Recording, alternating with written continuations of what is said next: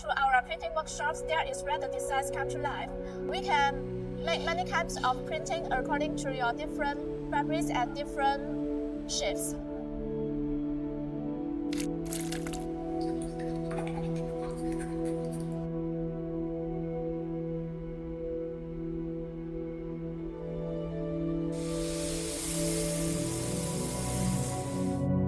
We can also make these complete printings. For example, this printing have 5 colors. We need to make 5 masks to make this printing.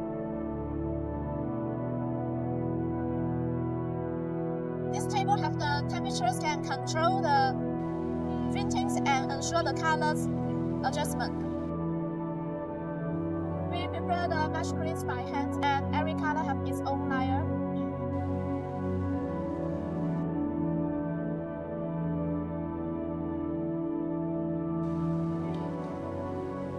After the printings,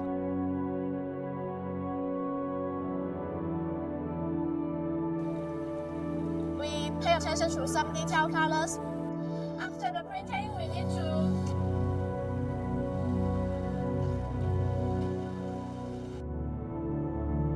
clean the clothes and